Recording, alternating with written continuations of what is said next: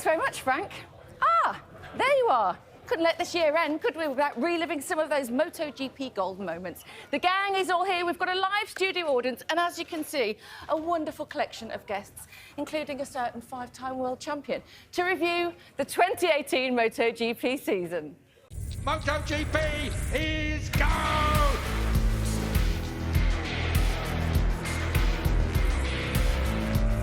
Cal Crutchlow of Great Britain excels! Oh, massive!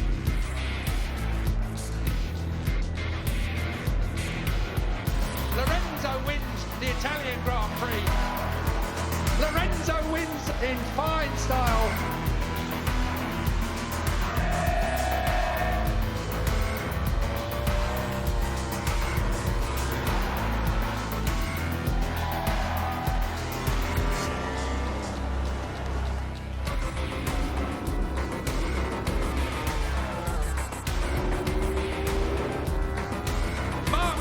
MotoGP World Champion.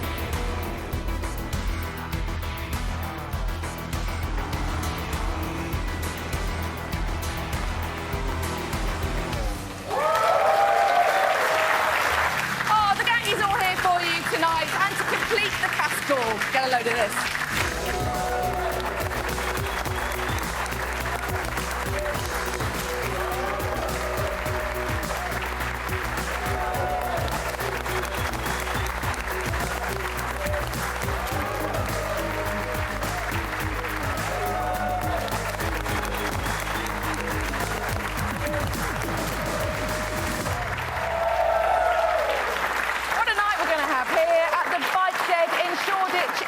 Who share our love for bikes, and they have a speciality for custom bikes, and we couldn't think of a better custom bike than this year's Ducati. Neil's there.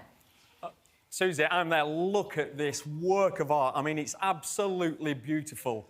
And when we think about the Ducati, when I think about the Ducati, I think about one thing, that big, unbelievable V4 engine, 90-degree. I'm told it's got 290 brake horsepower. Imagine it only weighs about 157 kilos, so the power-to-weight ratio is ridiculous. Here, come around the front, I want to show you something. Now, what Ducati have been really clever with is the wings. We've seen them now for years, but because Ducati have got all that power, just come right round here, I want to show you what it looks like. Look at this. There's so much wingage. Is that a word? There's so much wingage on this motorcycle. And imagine this, right, with the wind flowing over it. It's not very aerodynamic at the front, but it's designed like this because what you're trying to get is the wind to push this front wheel down on the ground so you can use the power of the motorcycle. If the wind pushes it down, you use less wheelie control, the bike's not going to wheelie as much, and the bike will go forward. And because of that now, Ducati is the quickest bike out of the corner, down the straight, and because of these wings as well, braking stability is fantastic. Now, as we go a bit further back, look at the tank, right? What I love about Ducati is they bespoke a motorcycle for the rider. And none more so than Jorge Lorenzo. I mean, literally, every week we'd see something different. There'd be a new lump, bump, bath mat, whatever it was, to help the rider, and it really helped Jorge Lorenzo. That's what Ducati did. If we come round here and look at the gearbox, now we've seen seamless gearboxes now in MotoGP for quite some years, but this year, so I'm told, by the riders, the gearbox is another level. I've got a new name for it. It's the seamless. It is literally like butter. What that does, puts a lot less stress on this rear tyre. Because every gear change, it can actually put a little bit more force through the rear tyre and wear it out. So that's another thing where Ducati have done really well. And it's seamless all the way to 6th gear, where before it was only the first 5. Come right round to the back. This is my favourite bit. This was, like, when it first came out a couple of years ago, was dubbed the salad box. What is in this mysterious black box? Well, let me tell you.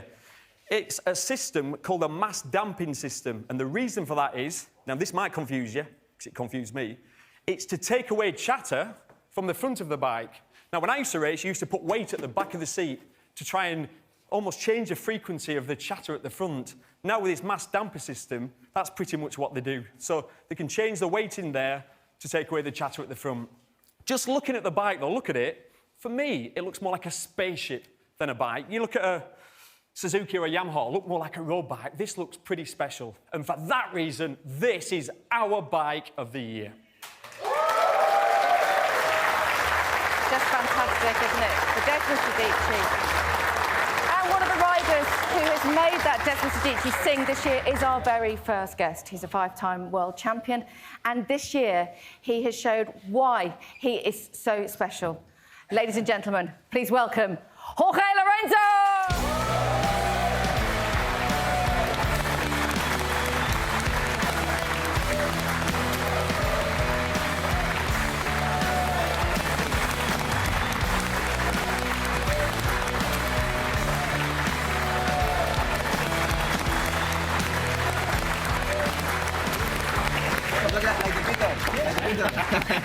Hi, how are you? Good? Jorge, it's fantastic to see you hobbling on. Thank you for inviting me. Hi, How are you? How are you? You all right? Good? Yeah? Take a seat. You are very, very welcome. My first question to you, well, obviously, really is, how are you? I'm good. I'm good. Just 4 days or 5 days from the operation. Unfortunately, I have a little piece of bone in here. I don't know the name. How is the... Metacarpal. In the foot? Metacarpal. What is this? Or metatarsal. Metatarsal. Metatarsal. Yeah, Yeah. No, when you walk, the foot? Yeah. How is the... Metatarsal. Ah, well, yes, here. Sorry. I try my best with my English. And here, so when I walk, I have some pain. Okay. And they had to take me out the little bone. So now I'm just recovering. They will take me out the scratches on next Thursday. So we'll start training again. Okay, But but you I'm can't fine. wait. In to get general, back. I'm very good, very happy. Jorge, it's been a roller coaster, really, 2 years. But this year has been incredible for so many different reasons. When you look back at the last 2 years, what do you think? Well, I think life is about challenge, no? And try to get better, try to learn things. So was a time when I was in Yamaha that was not learning so much anymore, no? Because I achieved my dream from I was a little kid that was winning the World Championship, MotoGP World Championship. I win it 3 times with Yamaha, so I didn't have any more things to achieve, no? And I was feeling a lack of motivation. That's why I chose to move to Ducati at the end of 2016. But the swap was more difficult than I expected, no? When I tried the bike, I had a big shock and was more difficult than I expected. I needed to change completely my riding style. I needed to work a lot. But results were not easy to keep believing in yourself and with confidence, but working in the mental side and in my thinking. I keep going and working, and finally, at the end, in the middle of 2018, as you saw in Mugello, finally we got the splendid victory. And that was an extraordinary time, though, wasn't it? Because we couldn't believe what was going on. Yeah, exactly. I mean, there's a lot of talk around Le Mans, you know, like you're going to split up from Ducati, to talk about the satellite Yamaha team. There's even talk about retirement, which is hard to believe now. Yeah. And then you go to the next round and get your first win on a Ducati, and then pretty much it's announced you're riding for Honda. What a crazy period that must have been. It was. I was almost like in a little depression because, you know, when I was seeing the possibility to retire in my head, I was getting depressed, no? Normally when I imagine my retirement, in some way I was feeling happy, no? And relief, because I will not feel anymore the pressure and I will not get injured anymore. But really, I didn't expect that when I just started feeling this possibility of retirement, I was getting depressed. And it was like that, no? Was very close for the retirement. It's true that I have another possibility that was going in the satellite team Yamaha. with Yamaha. But it was a good option, but was not the option I wanted. Because it sort of looked like it was the only option, really, other than opting out of racing at that time. Yeah. No one actually thought of Honda. It was unbelievable, no? They say in motorcycle and in the sport in general, your value is the value you got in the last race, and my last races were terrible. And it was very tough for me mentally because I was working and training more than ever, but the results were not coming, no? And I knew what was happening, and I knew we were just very, very close to to get the good result and the victory. But people didn't believe because I stayed in Ducati for 1.5 years and we didn't get any victory. But I just saw that we were very close for the victory because I was leading the race from the beginning of the races for, I don't know, 5 laps, 10 laps, even 12 laps. But finally we were missing something. And I knew what we were missing. But the team probably in that moment didn't believe anymore in Jorge Lorenzo.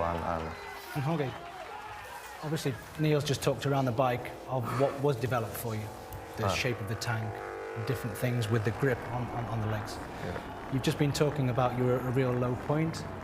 Can you pinpoint exactly what it was? Was it the track at Mugello? Was it the tank extension?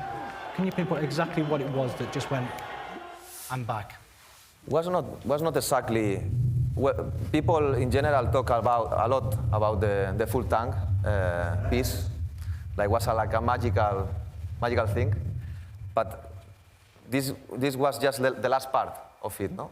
Because we've been making a big and long work together with the engineers in Ducati from the first month that I arrived in the Italian factory. I take a bike very nervous with a very harsh first touch of throttle. The bike didn't turn. So little by little, the factory started making new chassis that before they almost do just 1 chassis per year. They started to do 3 or 4 chassis in 1 year. We start trying to improve the first touch, the behavior, to make it more smooth. And in 2017, in the last race, I was coming better and better and better. I almost won in Misano on the rain, that I crashed with 4 seconds of advantage. But in 2018, they changed the bike. The tank was like lower and didn't support me on braking. I get more tired, and I talked to the engineers this thing. But they or didn't understand me or they didn't believe so much about that.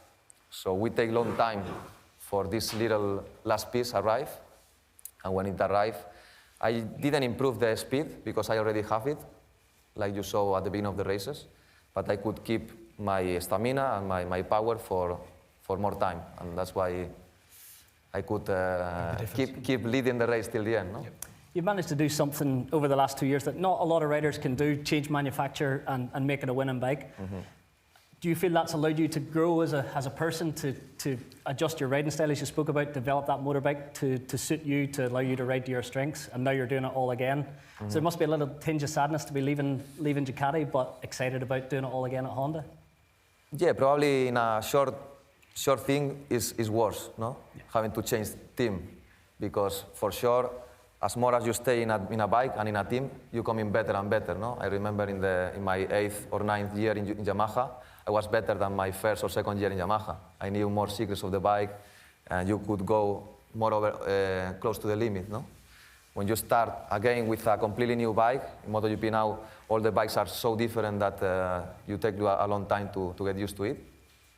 It's difficult, it's very complicated, no? And now again I have to do it after 2 years. In another aspect, I have a lot of new things, no? A lot of motivation, a lot of new challenge that other riders didn't have. But for example, you took Dovi, that have 7 or 8 years in the Ducati. He knows exactly the bike. Or Mark, the 7th year in Honda. I don't have that now, so I have to start again by 0, and this is difficult. The lessons you've learned from going from the Yamaha for so long to the Ducati and now onwards, I know you can't talk about the future yet, but do you think personally these lessons that you've had will help you and be stronger in the future? Yeah, for sure. When it's like writing with your right hand, no? And then going to write with the left one. Yeah, you've done it with Ducati. Ducati You've now got to do it with Honda as well. We're going to talk about that. Yeah, now I have 2 hands to write. Not just one. It's always good to have 2 hands. So it's better 2 hands than one. At one point in the season... Don't think bad. No, stop that. Well done, Jorge. It's about the bikes, this conversation. It is. At one point during this season, there was a little bit of argy-bargy between you two and something that Neil maybe said. Was he ever going to join the Big Mouth Club, Jorge? Well, I'm in. I tell you what, Well, you guys go down to the analysis. for the moment, and- he's right, because still didn't start the season. So for the moment, it's... It's okay. Okay, I want to take you and analyse. Go on. He's still talking to you, so you go and do that. Let's we're gonna look at analyse. things in more analysis. We're going to analyse some of the things from the season. Whilst we're walking over there, can I just clear something up? So that we've not got a problem. I mean, the only reasons I said that I didn't think you'd win on the Honda is because Gavin Everett, you know Gavin, obviously. Yeah. Gavin said that was his idea. So that's the only reason I said You it. take the fall to him. So, oh, there he is, there he is. Gavin, Very clever, it's very clever for your part. You come and stand it, right. So, I mean, it was just an eventful season for you, right from the beginning. But then we got to a ref, and this happened. So let's just have a quick look. This is you here, and that's Dovi, and that is Dani Pedrosa. And let's clear that and play it forward. Obviously, you know what happened. Talk me through it. Whose fault is it? Because this is a big old crash. Who was the fault? Yeah, we need to know who we're going to blame. Not mine for sure. Not yours, not yours. Right answer, right. Hang on, let's have a look. Hang on a minute. Well, you don't get away that easy. Let's we're going to stop this in a second. Here we go. Yeah. Stop it about here. So you're coming underneath Dovi. You're coming back towards the apex. It looks like, it's hard to tell. At this point, there's an impact. Did you see Dani Pedrosa, or was it literally? No, in that moment I saw in the board of my team when I go into in the main straight. Yeah. I saw. But you didn't see him when you turned into the corner, obviously. Plus zero, no? Yeah. So but you knew I have something was tight. some riders, no? But I thought was Dovi.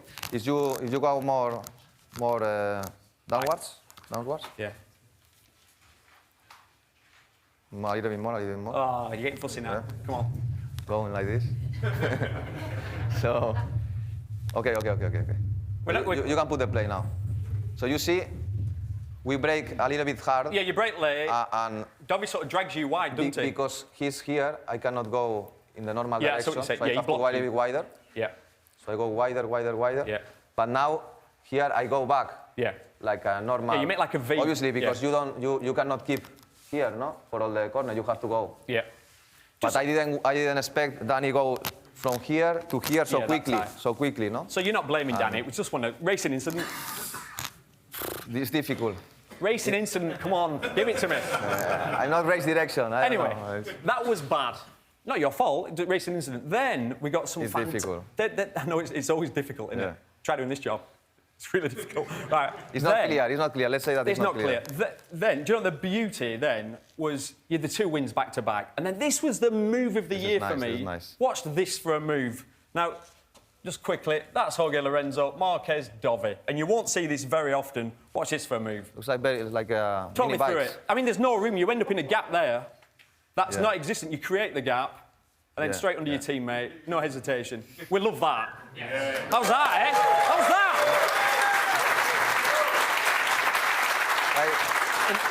I got rushed, you know? It was like, okay, I overtook Mark, and then little by little, after 2 laps, I overtook Dovi. No, I overtook Mark, and then also Dovi, no? Yeah, adrenaline was flowing, I can imagine. And this, again, I love this The instinct, because no? It's the instinct. this is Austria, week after. I mean, you just, for me, you're doing a Marquez on Marquez. Very aggressive, stable. dived up the inside. Well, I have to say that the Ducati bike is very stable on braking, so you can brake very late. Yeah. So for sure, this helps to fight with a hard breaker like Mark. Yeah, it was incredible. On the bike also is a hard breaker, so we got a very equal power, no? So it was a nice. And then we had then the bad or the unlucky. Aragon, first corner. Talk me through it. So that's you on the outside. You've got the good start. Marquez is coming up on the inside. He dives up the inside, pushes you a little bit wide, and a horrible crash. Break your foot. I mean, it's a nasty crash. Yeah, but then the big confusion was about. It's difficult to understand, and if you are not a rider, it's difficult to understand when I say that Marquez entered so fast in the corner, and that. For that reason, I have to open the line. You go a bit wide, yeah. Because there is no contact, there is nothing. So people think, okay, just mistake of Lorenzo, he go wide, and he opened the throttle too quickly, and he... No, you went wide, obviously, because Mark was there. But I brake very late, just in the maximum wide to try to get the best line for the corner. And I just make the race in Aragon for 7 years or 8 years, no? I always go wide, I enter the line, and I exit more or less in the middle. But this time, because Marquez enters so fast from the inside, I have to change my line. I go to wide, I go to the dirt part. And for not letting 6 or 7 riders I understand. You overtook me, I opened the totem like this and I crashed. Well, Jorge, I hate to end on a low, but you've entertained us all year. I tell you what, mate, I can't wait for next year. Thanks for the entertainment this year. Welcome. Jorge's going to stay with us, keeping him here for the whole of the show. They obviously can't talk about Honda and next year, but we can quickly. And there's been some testing already, and he's been brilliant. Unbelievably so. I was actually down in Jerez last week and fortunate enough to get out trackside, and watching Jorge ride the Honda already has a little bit of reminiscence from when he rode the Yamaha. That silky smooth riding style, lots of corner speed, made it look effortless, which when Jorge does that, that's when you know he's in control. It's ominous and it's really exciting, isn't it, to take Marc Marquez on next year. And James, I don't think there was many people that thought that he was going to be up there bang straight away. It's incredible to make that jump and do what he's done in testing. It is, but there's a couple of us not in the Big Mouth Club, and we thought that he would be straight up there straight away early. What was impressive about these tests was he was still quite injured, you know, with the foot and the hand injury that he had, and you know, to be less than a tenth off in Jerez, really impressive. It was really interesting for me just to hear him talking there about how depressed he was and how he was actually seriously contemplating retirement. We need Jorge Lorenzo on the grid. He is an important part of this championship and very exciting 5-time world champion. We need people of that stature on the grid. And obviously Honda have welcomed him with open arms, and he's back in the game, and it's great to see. You won't find anybody in here that's going to argue with that sentiment. I'm sure we're going to take a quick break now, and we'll be catching up after this break with someone that hasn't been testing this year, hasn't spoken to anybody for 6 weeks. Cal Crutchlow, don't go away.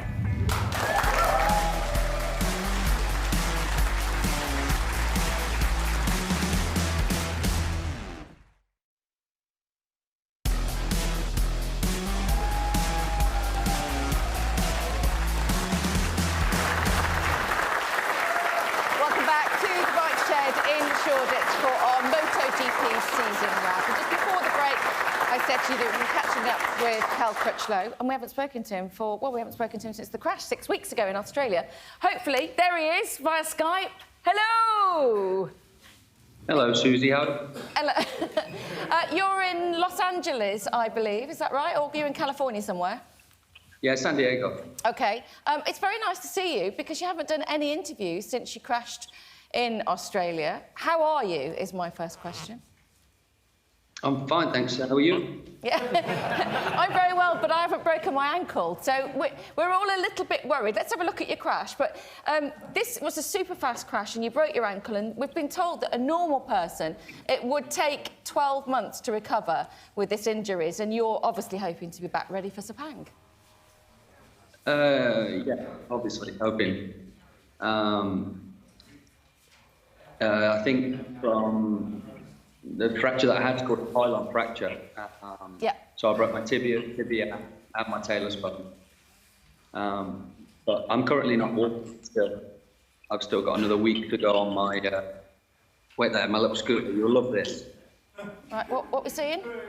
Oh, is that your mobility scooter? That's my wheels. Have you got a stair lift in there as well? No, I'm not too bad. I can hop around. But yeah, I feel fine. I feel absolutely fine. The ankle's coming on very well. But I'm waiting for what the surgeon said. Just wait 6 weeks, which will be next week. OK, but do you have any concerns? Because obviously you're not walking at the moment, and here's us saying, oh, you know, February, the Sepang test is kind of not that far away, really, when you think about it. Do you have any concerns that you won't be ready for that? No, I'll be ready for that. Yeah, that's a popular answer here. Well, just going back. I'll give it a go anyway, whatever happens. We know you will, absolutely. That crash. I can ride my bicycle. You what? Sorry. I can ride my bicycle. I just can't walk. We know you're good on a bike, but I'm not sure you're that quick. I've been now 3 hours a day for the last week, so not too bad. it's quite difficult to get on and off the bike, but once I'm going, I'm all right. So you're doing some training, keeping fit, so that's good for your mind as well, presumably. Jorge Lorenzo is with us, and got a question for you. Hi, Cal. How are you? Yeah, I'm fine, thanks. How are you? Very good, very good.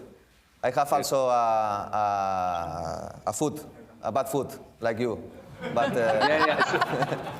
but mine is better. Mine is better. I saw you had the operation. So you can get one of these little scooters like me. Yes. I guess so. So yeah, how are you? Are you excited to try the new bike? Yeah. Obviously, I'm disappointed you got to try it before me. Don't worry. I make the best bike for you, the perfect bike for you. Good. Can I just mention here that Taka was top of I'm working the for you. testing I'm working times. just for you, Cal. Don't worry. Good. Thanks, mate. Cal, I think Taka's been doing a good job for you as well. He was actually fastest in that test, wasn't he? Yeah, I think when I spoke to Lucio and Beefy, my crew chief, they said he did a fantastic job. Obviously, he took my bikes out of the garage from Valencia. We know that bike was stronger than the one he was on.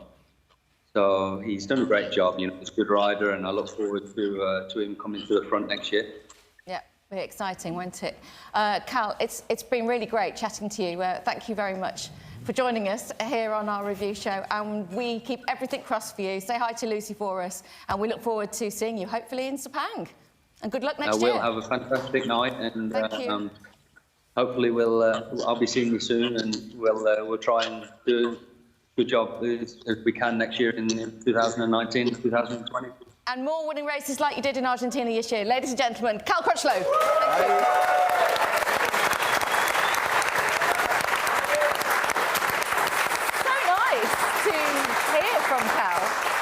Because it has been such a long time, but it's quite interesting the route that Cal has taken in his career, because it's actually not dissimilar now. It's the same as the route that you've taken from Yamaha to Ducati to Honda.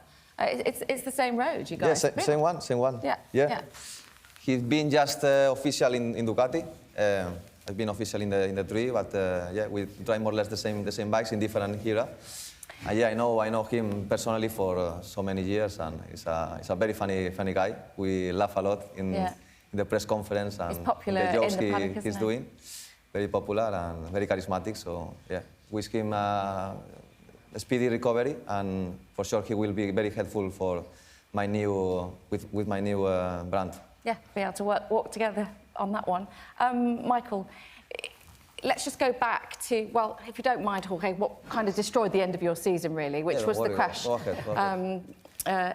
in Thailand. Let's have a look at that. Michael, this was a really nasty one, wasn't it? Yeah, I guess you come here off a crash in Aragon, so you're already beat up, but this one wasn't your fault. We never really heard the ins and outs of what happened. I guess Ducati weren't allowed to say, but it was a mechanical problem. Mechanical problem or technical problem or whatever. But, yeah, it was not my fault, and I pay for it a lot because I lose 6 or 7 races. Yeah. Very important for me because I think in Japan I have a big chance to fight for the win, to get another win. In Japan, Motegi was one of my favorite tracks. So maybe 1 or 2 victories more I could include in my championship victories, but finally very unlucky, but could be worse. You have to think that always could be worse, and it's not so bad, the injury. Yeah, and you obviously, really excited about next season. But those leathers that you were wearing then, they were the same leathers as Aragon. You kind of recycle your leathers, don't you? Is that a superstition thing? I like the dirty leathers. No. Things you It's never... more than dirty, elastic, no? When it's used, it's more elastic, it's more flexible. Feels when more it's new, it's very tight, and I don't like to be tight on the bike. I like to flow and to be comfortable. And when it's old leather, it's much more comfortable. So Well, speaking that's of why dirty leathers... it's not about the dirty or the cleaner, but the stretched leathers. stretch. OK, we've got them here with us in the studio this evening. And Gavin is over there. Yeah, we have. We've got Marc Marquez, Cal Crutchlow, and these are the actual leathers that Jorge was using this year. He used them in Aragon. He used them as well for that crash in Thailand. As Susie said, they've been recycled. The kangaroo leather, and the airbag goes off really quickly in them. What I noticed, first of all, actually, James, is he's got little modifications, hasn't he, Jorge? that he used on the inside of his legs there on the leather. Yes, there's a patch here which you'll not see on Cal's or Marquez's. It's like a really grippy plastic which then helps him stick the legs onto that inside of that puck that he saw to be able to grab onto it, to manipulate the bike a bit more with that. And we saw, obviously, that he did injure himself in those couple of crashes, but no major injuries. And that's amazing, isn't it? That's all the leather technology. And we see Michele Pirro's crash that he had back in Mugello. No airbag on him. It was a most miraculous recovery. Absolutely horrible to see that he actually made it through. And that made airbags compulsory, didn't it, that crash? It did, because he was a wild card that weekend, as we know, and he didn't have one on. Miraculously, like I said, you'll not see a bigger crash than that, and not many injuries. He had a slight injury to his shoulder, but there are three areas which were your ankles and your wrists and your neck, where you need the flexibility to actually manoeuvre a motorcycle around. And with the flexibility, then you've got to compromise on the safety, because if it's fixed, then you're a bit better. But because you do need the flexibility in there, you are, sustaining some injuries if you go down the wrong way. Talking of the airbags, you got a bit of experience of it, didn't you? Let's have a look at this. Are you ready? Give it a go. Okay. Oh! Wow! Tell you what, that just feels like I've been punched by Mayweather. That was like a bit of a gunshot, wasn't it, that when it went off? That was a bit tight, wasn't it? What does it feel like? You can't believe the pressure. Obviously, all around the shoulder area, which we saw the massive crash with Pirro there. If he'd have had this, it'd have been even better. He wouldn't have had the shoulder injury, maybe. But the pressure of the air that is in there, if you hit the floor at 150 miles an hour, 200 miles an hour, the air pressure's got to be so intense to withstand that force. And just doing it in the hospitality there, it was a bit too much, to be honest. We enjoyed it. I have to say. Lots of technological advancements, and it's all because of the action on track. So we've seen how Jorge modifies things. Cal just gets through a lot of sets throughout the year. But we've got Marc Marquez's leathers here. And, of course, he crashes more than anyone else in MotoGP. But another thing he does is save the bike more than anyone else as well. He should have. He has 27 crashes a year. He should probably have 40 or 50. But it's these kinds of moves, James, that we're seeing on the bike that are actually affecting the kit that the riders are using, isn't it, out on track. And we can see that with Marc Marquez's leathers that we've got here in the studio, can't we? Yeah, as you saw there, the abrasion that he had in that leather on the arm in this area, Alpine Stars have had to put some plastic in this particular area because that's where he picks the bike up on his elbow. Also, on the inside of his knee, there's an extra bit of plastic here. You don't see it on Cal's, obviously, as a comparison. But because we've seen him doing these amazing saves, Alpine Star are adapting their leather suit to enable him to be doing it. Yeah, moving on, he's taking it to limits in another incredible year for Marc Marquez. He is world champion in MotoGP in 2013, 2014, 2016, 2017 and now 2018. They're on the wall to wait for Marc Marquez.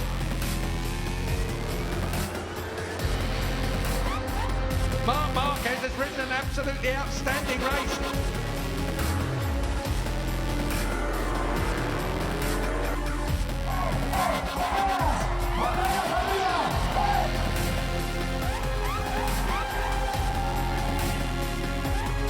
Oh, if it's been anyone else, they would have got there. Stay calm. It's Marc Marquez once again. Marc Marquez is the MotoGP World Champion.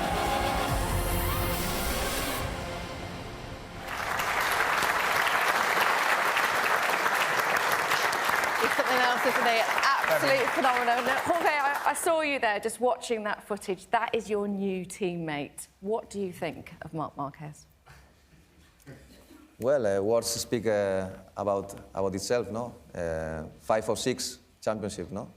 He won the first season, so the talent is huge, is unbelievable. But not only the talent, but also the hard work, the ambitious that he is, the not scary, no? He's not scared about crashing. He's the rider with less fear to crash, and this can be a huge advantage, but also a weakness, no? In some points. So he's just amazing rider, amazing sportsman. So also I believe in myself, obviously, and I go there try to compete with him. Well, obviously, here's the thing, isn't it? Because I don't go there just to run, but obviously he's unbelievable rider. This is why we are very excited about it, because actually you're the only rider that's taken any world championships off him, but obviously not when you're in the same team as him. So, what do you need to do you think, to beat him? Well, could be also Valentino in that year, no? But finally, I was lucky enough to win it. I think I was the fastest, and finally I won by little points, but I was the champion. So as you said, I am the only rider who take away one championship from Marc. But this doesn't mean that this cannot happen again, no? For sure, I'm gonna fight my best every day to train hard and to do my best to try to get it again, to try to get my 6th championship. But for sure, it's not going to be easy. For sure, it's going to be very complicated. He's not going to make it as easy because, Neil, his determination, you know, we see it, obviously we see it when he's racing, but we also see it when he crashes. I mean, the desire to get back to the pits, and we can see this here, it's just extraordinary, isn't it? Yeah, we've almost started to expect this now and actually not get as excited as we used to, because this is the norm for this guy. This is in qualifying, and he pushes to the limit, and he crashes, a fast crash there. That's 110 mile an hour. He lost the front, gets back on the scooter, and in typical Marc Marquez style, dropped off outside the back of his garage, sprints through, the bike's ready, the team knew he was coming, and that's what you've got to deal with it. And what I'm interested in for you, Jorge, is you and him ride polar opposites. You ride beautiful, smooth, immaculate, smooth butter, and he's scruffy, ragged.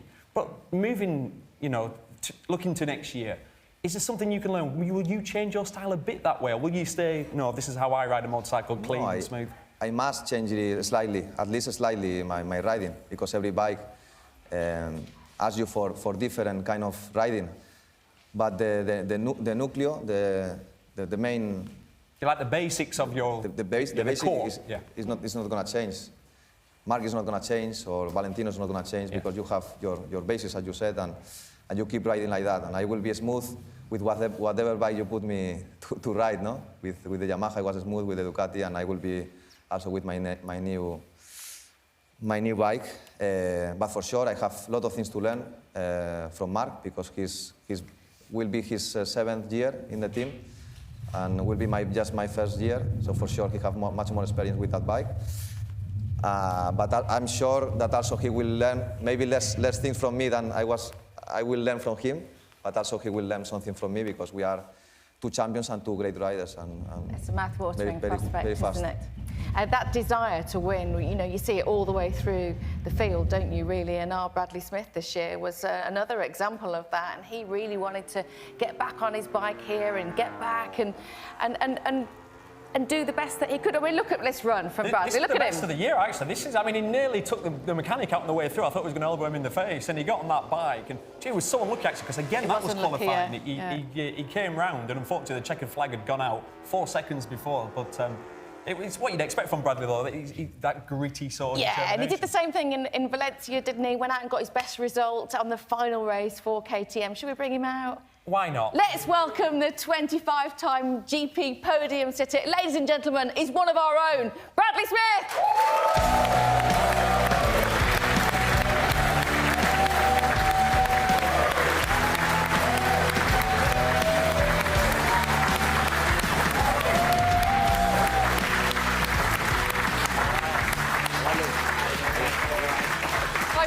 Hello. You're the only one that's not hobbling, love. That's it, I know. Grab yourself a seat. It's no guarantee that it's going to be always like that, though. That's the thing. Oh, don't say that. Don't say that.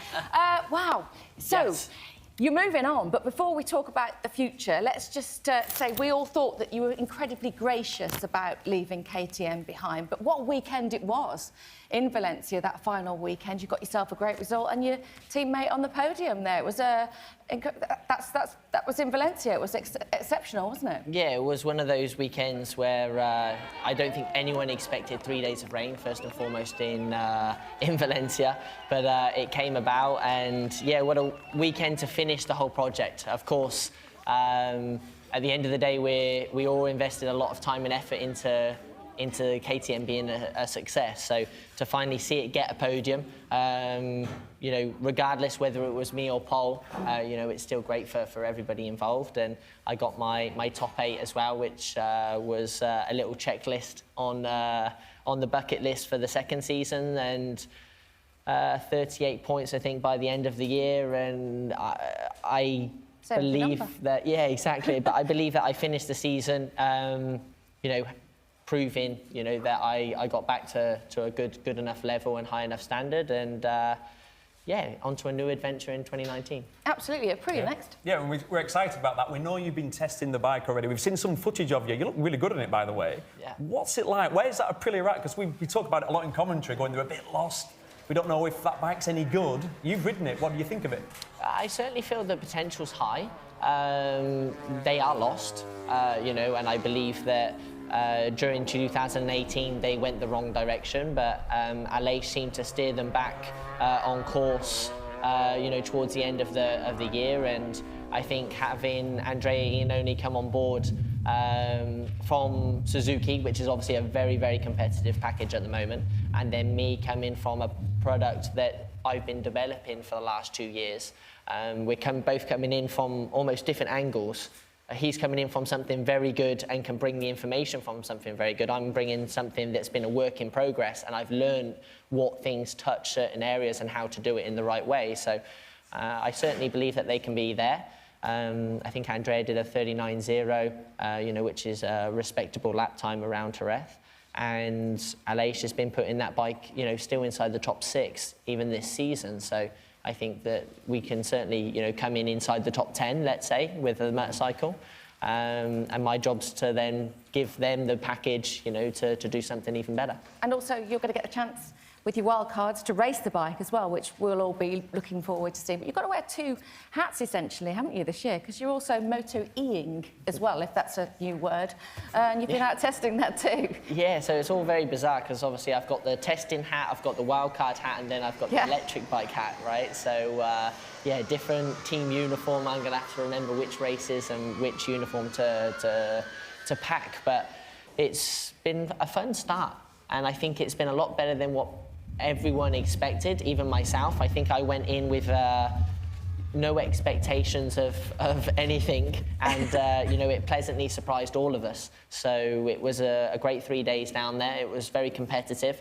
Against Sete Giovinazzo, just throwing that one in as well. Against Sete, which obviously is very strange for my head to comprehend, but also against, the likes of Nicky Tully coming from Moto2, Eric Granado, who's coming from Spanish Championship Moto2, and, they're really, motivated, hungry, young 20-year-olds. And I'm like, okay, all right. You're not that far off. I'm not, but there is something about, that extra little bit of motivation, at a winter test. And it certainly felt very competitive. So I enjoyed, kind of getting that, competitive spirit back out, and, enjoyed being part of the show.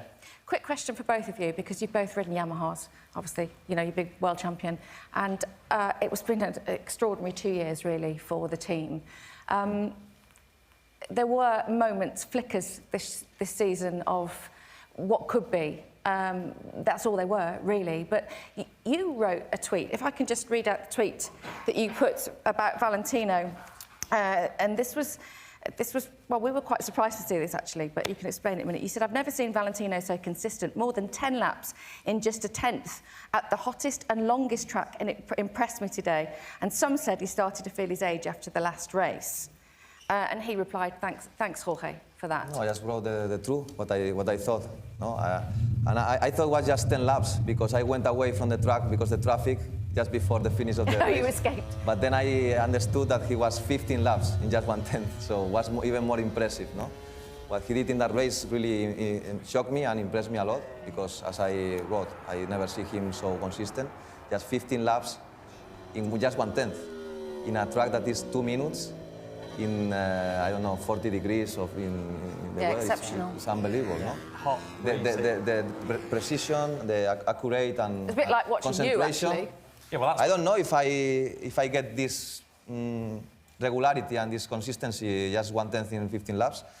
Maybe I get some close, but I think he beat me in that race, so it was very impressive, and just brought the truth as I do with Mark if he won another championship or with Hey, it's another not bad rival. for an old guy, is it? Not bad for a 39-year-old. And moving Big on, example. just quickly, a quick line from you, if you would, about Yamaha testing. I don't think you've obviously been watching them, and it seems as though we're in another Yamaha story. Valentino not very happy, but Maverick does seem quite happy with the bike. Yeah, Your thoughts? I think Valentino is always one of those guys that you can't expect any magic from him at the November tests. I think if you go back and look, He's always tried maybe in the end to do a lap time, but when we see him normally is when he turns up in the January tests. He likes to be there like day 3, you know, of the January test, or February. So we'll see what happens.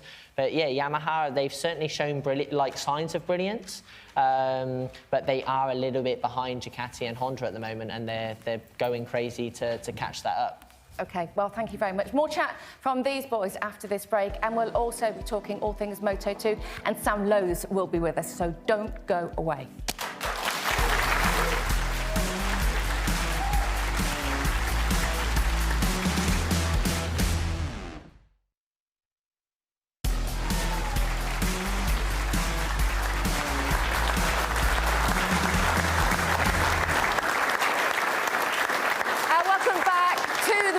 In Shoreditch and our MotoGP season wrap as we turn our attention now to Moto2.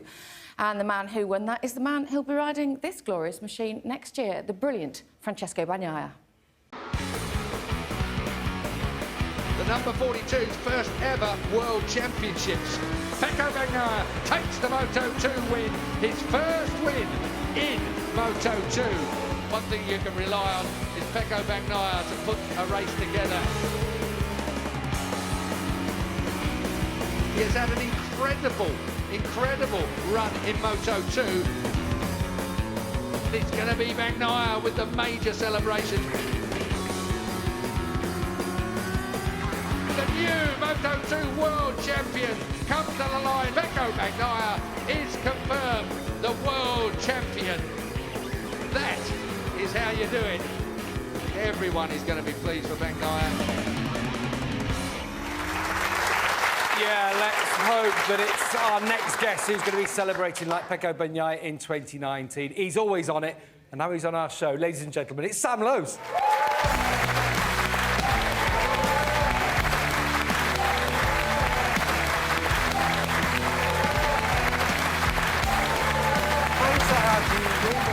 And as we just saw there, Moto2 is a tough crowd, isn't it? And it's been a tough year. We have to start like that, don't we, Sam? Yeah, it's been a tough year for many reasons. A little bit from me, also from the team, letting me down. Yeah, can you say a little bit more about that now that you've switched teams? Because we knew a few things going on behind the scenes, but it's hard for you to say it when you're in there, isn't it? Yeah, there's a lot of issues financially. Very difficult year for the team with myself and a lot of the people not being paid. Also, the technical side of the team dropped over the year because of that. And no, I don't like making excuses. No. Luckily, I've managed to get something really great for next year, and I won't have to make excuses because I can show it next year. But we could see on the grid we'd be there, and there'd be bumps and bruises in the bike, because there were a few crashes, weren't there? a little bit this year. Yeah. We know that's part and parcel, isn't it, all of Moto2. But your bike didn't ever seem to get, it seemed to always stay crashed because it always looked a mess. Yeah, it's one of them when you're getting on your bike at FP1, so you've not had a chance to even crash it, and it looks like it has been. But no, it's like that sometimes. We also had a few mechanical issues, which is in Moto2 doesn't really happen. So. Yeah, I could have handled it better. That's something on me. But yeah, there was a lot of things going on. You handle it well because you are always Mr. Positive, aren't you? And how better than to go back to the Grassini team where you won 2 races, Jerez and Aragon, won it 2016. That was a fantastic year. They took you to MotoGP as well. There's a great symbiosis between you and the team, isn't there? Yeah, we had a test in Jerez just 2 weeks ago, and even before I rode the bike, so even just a Thursday, I could have come and had a happy winter because I felt good again, felt good with the guys, and yeah, it was fantastic, and also the test went great, which is good. It did go great. In top 3 in both the tests, in Valencia and Jerez. A lot's changing then for Moto2 next year, obviously. Yeah. We went from the Honda 600 to the Triumph 765, with the Magnetic Pirelli electronics as well. Being back from struggling to get into the top 10, now back straight into the top 3, what is it about the Triumph that you've been liking? Yeah, from the very first lap, it felt great. The torque and the power of the engine really suits my style, where I'm quite aggressive into the corner, slower maybe than some guys in the middle, but then use the power on the exit. So the bike really suits me. Also, the new rules with not using the clutch is helping me because I had a bit of a strange style with that. Yeah, the bike was real fun to ride and real. you felt like you can work on it and find areas to improve with the team. And I think this is something that will be important next year. And you know it only too well, didn't you, JT? You were out on this bike back in Silverstone. It wasn't easy for you when you got to ride in the bright sunshine. It wasn't as quick as some, but I did have an excuse. I was the only one out on the Silverstone. So you were the fastest? I was the fastest. That record. Oh, I was on it, big time. But yeah, I mean, it was every time I rode this. You know, my 600 days are 20 years ago, but I couldn't really reference and have anything in common. But the acceleration, it's about 7 brake horsepower, I believe, more than the Honda is. So that acceleration that Sam's talking about, I think the riders are really going to enjoy that. And it is obviously a big change this year. Sam, you're not the only Brit who's going to be on the grid. Jake Dixon's coming over from the British Superbike Championship. So I know you're probably not going to want to give him too much advice because you want to beat him. But what would you say to someone coming over from a Superbike to Moto2 now with this trial? Yeah, I think it's a very good time to come across because you can ride the bike a little bit more stop-start than the Honda engine. But yeah, just go for it, enjoy it. Remember that it's a very tight class, so it's every little detail you have to try and find. And I'm sure he'll do great. He's had a good year in BSB. He's a good guy, and yeah, I look forward to having him in the paddock. Yeah, we would like to say that we are unfortunate that Jake couldn't be with us. He's fortunate. He got married today, so that's fair enough. Congratulations to him and Sarah. But we wish Jake and Sam, we wish you all the best for 2019. Thank you so much for being with us. Sam Lowe's, everyone.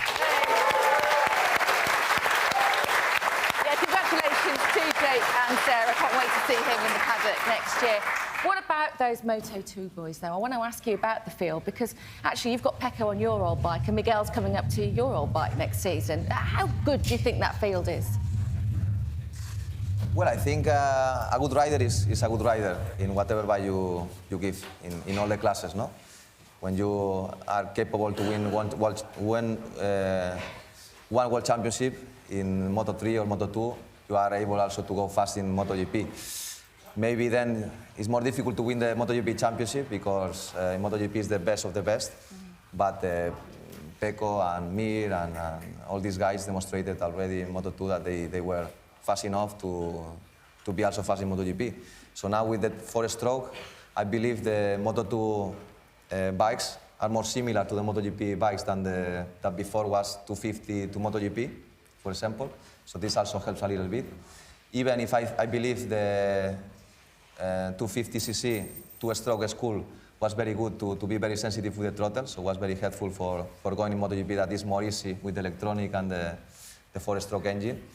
But I think more power and this is, I think, more similar to Moto2 and MotoGP than before. OK, and Brad, for you, how do you think Miguel will get on your old bike? Well, they've taken my job, so they better do a good you know, they better do a good job. Because... Bradley, you work like that. You want them to do a bad job. Yeah. We've talked about this before.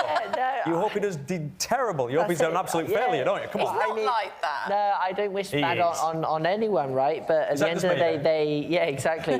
They've taken my job, so I hope that it goes good, because it feels like I've then having to waste, you know, my year that, you know, I should still be there. But if they don't, then if they're on one-year contracts, I can jump in 2020. So we'll see what happens. But Pecco was like, who knows? It was only 0.3 off, wasn't it, at the test? Phenomenal. Incredible. Mia very good. Pecco very good. Quartararo also did, you know, what you would expect, you know, a very solid job. And then Miguel obviously struggling a little bit there. OK, well, only time will tell, but yeah, we'll see what happens. We've got a funny feeling about you in the future. I think we might see you back in full-time riding in the MotoGP paddock. Right, it's awards time now, something that you can still influence, by the way, at BTSport MotoGP. Keith will tell you more. 24 moments of the year then. I'll whittle down to 12 moments of the year on social media here at BT Sport. 12 moments of the year will become 6 today. We'll be working out the finalists in the course of the evening. Up till 8:45 you can vote. Please do. You can still influence it, as Susie has said, and we can still swap around. But at the moment we are looking like the overtake of the year, and at the moment all of Assen are doing the business, so we can take a look at the overtake of the year. And who is it for you? Is it one of many in the Assen MotoGP? Something a bit special, Michael. That was a special race. It was Moto3-esque. You know, there was overtakes every lap, 3 or 4 passes. It was fantastic. But then this one in Austria, this was more of a mano-a-mano, you know, a 2-man scrap for the win, but there was some fantastic passing as well. And of course, that might just lead in the overtake of the year into save of the year, and that's another important category, and we can look at that, of course. Cornfile in Le Mans has been leading our pace right up to now. So here we go again. Cornfile. Yeah, that was something a bit special. To have a bike in your path like that and just leapfrog it and didn't even dab a foot. Fantastic stuff. It was luck more than judgment, but you know, for me, that's a winner. But this one, through a fifth gear corner where Jorge just lost the front and got rammed by Valentino. It was circumstance more than anything. I think Jorge may just have saved it, but that clout by Valentino just kept him going straight. And a ride of the year comes after the save of the year, pretty much. But in Argentina in particular, I've got to say, Cal Crutchlow, perfect timing, got it dead right. Yeah, that was a masterclass in strategy and timing, tyre life. The conditions were quite tricky as well, so yeah, that was a classic performance from Cal to take that victory. This one from Jorge, though, in Mugello, totally unexpected, as we spoke about earlier in the show. No one's seen it coming. Maybe Jorge did, but yeah, just to stamp his dominance like that at the home round for Ducati, phenomenal. And something we've all been looking forward to throughout the year, the interview of the year. There's been a few. What do you reckon? Of course, if it's no problem for me, no problem to shake hands. I mean, but it's like this. I mean, we don't need to shake the hand. We are okay. 10, 15 years ago, we would have done and finished the race now. End of story. But now it's too much. Give the riders too much choice. Tell them all to shut up and we go. And of course, it's Scott Redding who features again in our social media comments of the year as well. Oh, hello. Oh, yeah, come on, baby.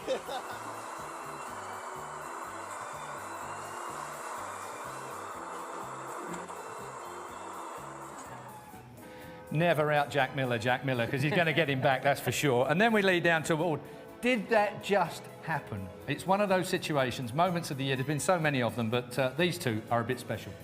Yeah. Got to be shock of the year, this one from Romano Fenati.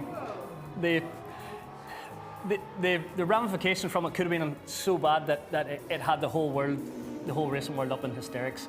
This one looked pretty special. It was cracking shot in this high motion camera from Nagashima, bike surfing. We don't see that too often. Can't beat a bit of surfing. You just needed that Hawaii 5-0 music to go with it, didn't it? Now then, that's how it looks at the minute. That's 12. You can get it down to 6. It's still open now. 8:45. We close our social media channels for that, for those moments of the year. Stick with us, of course. Certainly never get bored of seeing most of those moments. At BTSport MotoGP, it's all up to you. We'll be bringing you those results and some big Moto3 moments still to come. We're going to take a short break now. We'll see you on the other side.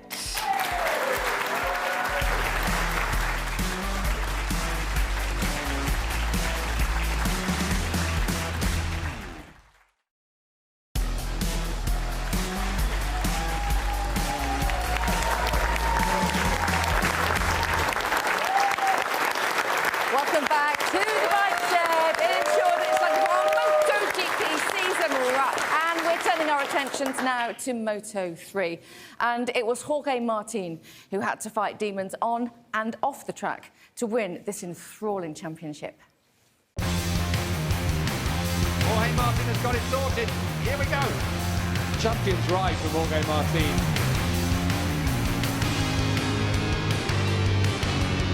Wow, this is really forceful stuff. It's that man, the 88, who will dominate the Moto3 race.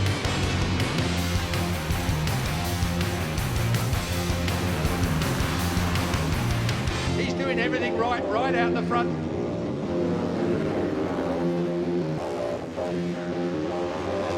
It's going to be Jorge Martin that takes his first World Championship. Jorge Martin is going to win the race and win the World Championship. He is Moto3 World Champion in style.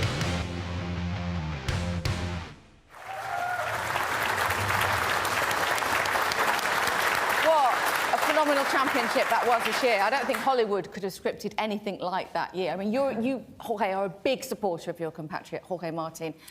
He had to battle through so much to take that title, didn't he? It was exceptional. How good is he?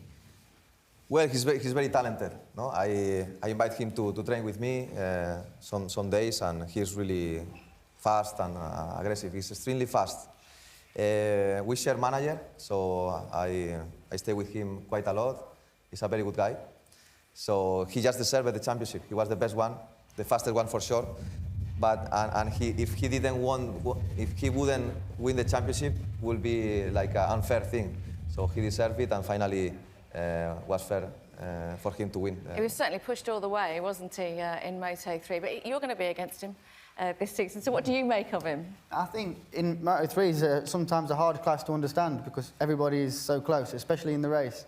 But many times in qualifying, he had such a big advantage that it was very impressive. I think in Moto2 he will be strong. I think he's got a good team and is world champion. So I think he'll be definitely difficult, but for sure he'll be in the front. And Bradley, obviously we've got John McPhee, John McFast, John whatever he is on the day, riding again, but in a different team with the Sepang International Circuit team. Do you think he'll be happier there?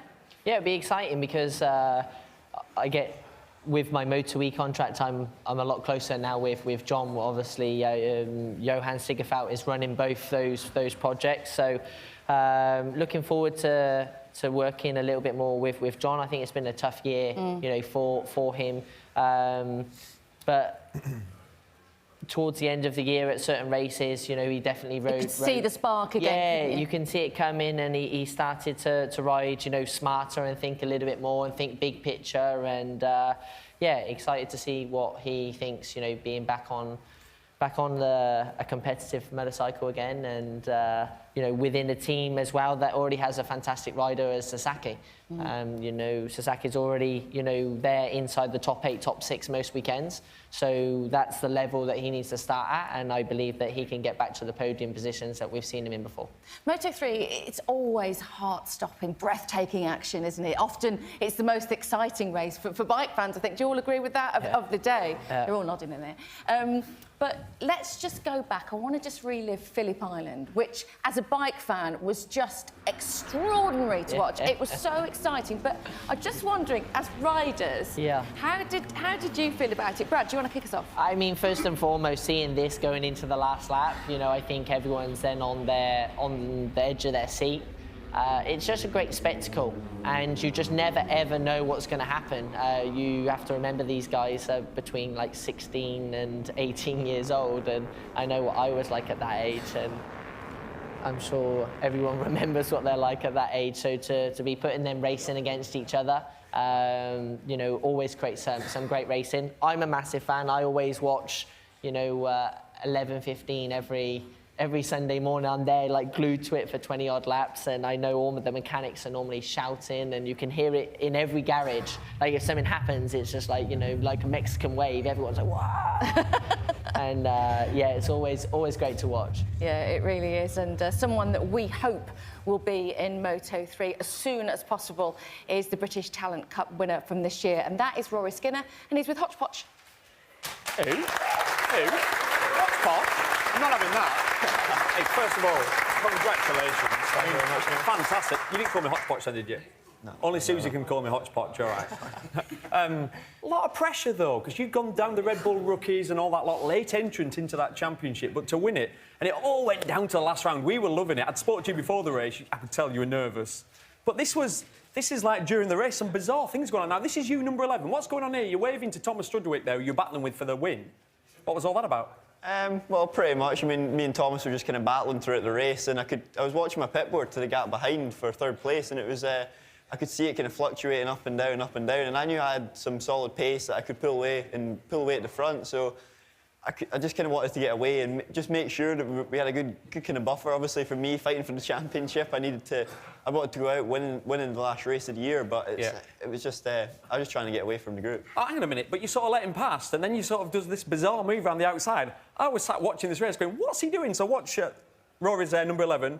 You sort of end up in the wrong part of the track. The curbs are still wet. Did you panic at that point, thinking, hang on, I've got slick tyres on? Not really, because obviously... Really? Was it just me panicking then? I think it was, Neil, yeah. Why is it? I worry more than you. And then it gets even worse. So this is into turn 1. We're doing about 130 miles an hour. I'll tell you what I'll do. I'll pass him around the outside. What was going on through your mind here? This is you again, number 11. You have to let the brake off. I mean, I saw some sort of gaps. You know, I thought I may as well go for it. You know, got to win the championship style. See, I always think about your poor dad, Mike, who's put so much into your career. He sat watching that. I think that was the first time my dad has actually ever admitted to me, or well, at least admitted to me that he's not actually managed to watch the race. He was sitting just watching the live time, and every time we went through a sector, and just kind of stopped it. But he'd. Yeah, I saw your dad's face. He was nervous. But this, I mean, it's fantastic. This is into the last corner. That, like I said, that's your number 11. You lead it out of the last corner, but it's a long drag, isn't it, down to that line? Yeah, I mean, it was just a little bit unfortunate. Maybe I just didn't quite get the drive that I needed out the last corner, but I'd done everything I could in the race. I was pushing as hard as I was willing to push for the championship, and, you know, to come away from the weekend with 2 podiums and the championship. Championship's the main thing. But what about next year? A lot of talk saying Dorna might put you straight into the Junior World Championship. What's happened? In a minute, nothing. Nothing yet, OK. No, nothing yet. We're obviously in talks with different teams and trying to make opportunities happen. I'm really grateful to Dorna for putting me in the British Talent Cup for this year, because at the start of the season I had nothing. So for that part of everything, it was really good of them. But just at the minute, we just need to try and find that next step. Well, let's hope. If there's any keen sponsors out there, I recommend this man. Right, Susie, back to you. Everything crossed for Rory. Come across as quickly as possible. Now then, I know you watch us on a regular basis, and because you do that, you'll know that we have a lot of fun doing our job. You'll also know that it doesn't always go according to plan. So, last time, it all kicked... Oh. No, you're cool. Thank you. You're not really. Yodelay, yodelay, yodelay. Gavin Emmett. Oh, he's just punted the doctor. What is going on here? My dad says he taught you how to go fast. Is that true? I did one lap and I'm tired. You know when you feel like you've been invited to a party and you shouldn't really be there? I ramble too much. TV. Difficult. Cal's never really lacked, you know, he's always had a bit of an ego. As Michael Abbott did say, it'll be my ego that'll keep me there. Oh, he saved it! He has got right the last corner! Unbelievable! Yo, today I was riding my MotoGP bike. Neil and JT are here. Qualifying day. So Andrea Iannone fastest in MotoGP as well. Thanks very much, Jack. Yeah, you're reading with that section. Cheers for that, Jack. It's trouble. There's trouble. With him now. Still got it. Look at that. That's the fastest piece I've ever been at. Run for it. And you're a moose boost, Neil Hodgson. I've been called many a thing before, but not a moose boost. You've had a bit of experience on a Moto team. Is it a now or never? Yeah, I don't really want to be like you, Neil, so... No tax, no MOT, no insurance. That's ridiculous. Just jump the start, right? But make it a proper jump. Does your girlfriend Marina know you've stolen her hat? No, I actually got it off Gav. Yeah, not much goes on here. No.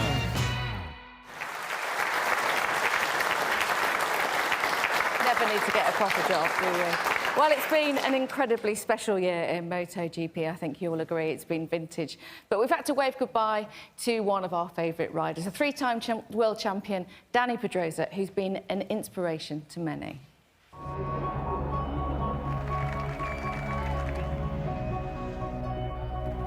Ser pilot de motos profesional, como el Dani Pedrosa. ¡MotoGP! ¡La ropa de MotoGP! ¡Como la de la Lorena! Firstly, I would like just to announce that next year I will not compete in the championship, and this means that I will finish the career this season in MotoGP. For sure, some nice victories in MotoGP, and also the first victory in 250. This was amazing. And my World Championships, of course. These are the highlights, I would say. But, you know, I take much more than this. Dani Pedrosa is crowned the 2003 125cc World Champion. Congratulations to Dani Pedrosa, 2 successive 250cc world titles. I look forward to have time for me, because always with pressure and always thinking on something, it's difficult to leave the moment. For sure, later on I will pick up on something, but at this moment, yeah, I like to just give a little rest.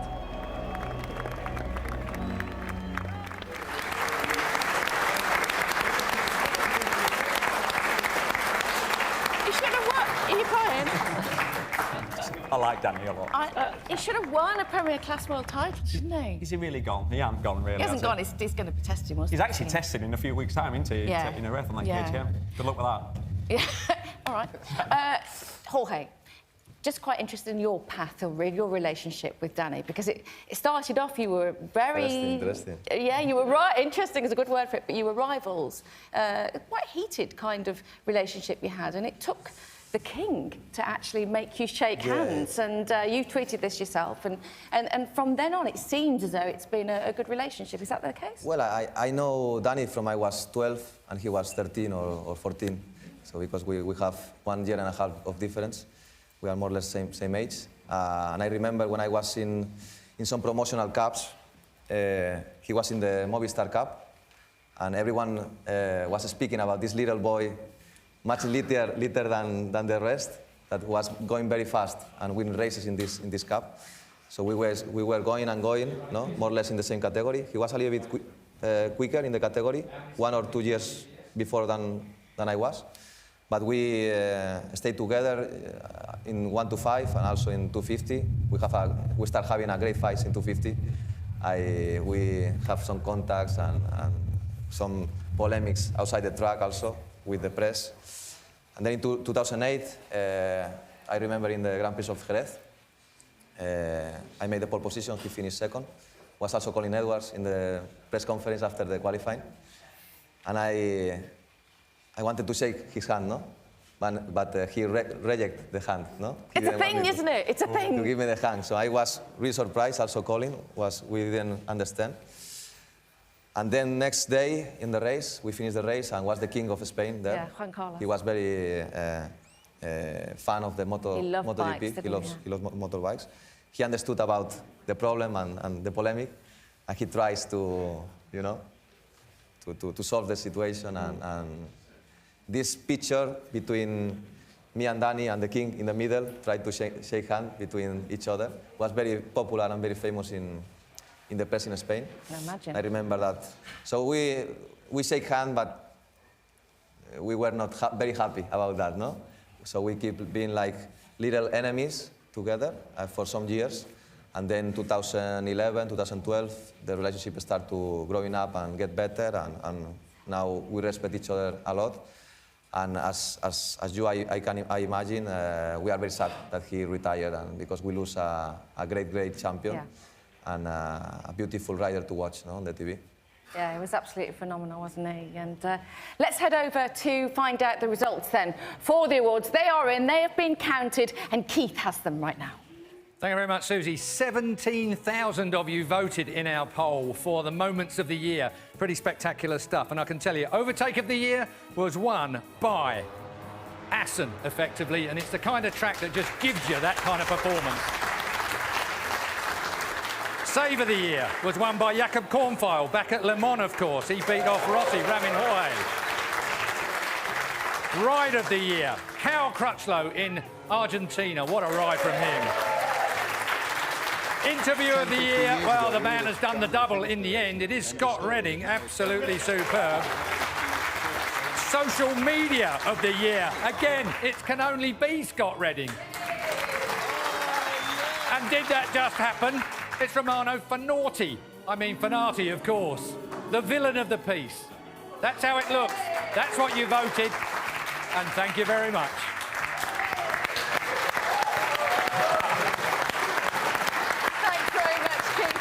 Thank you to you who voted as well. Some surprising, maybe slightly biased British results there, Jorge. Just throw that one in.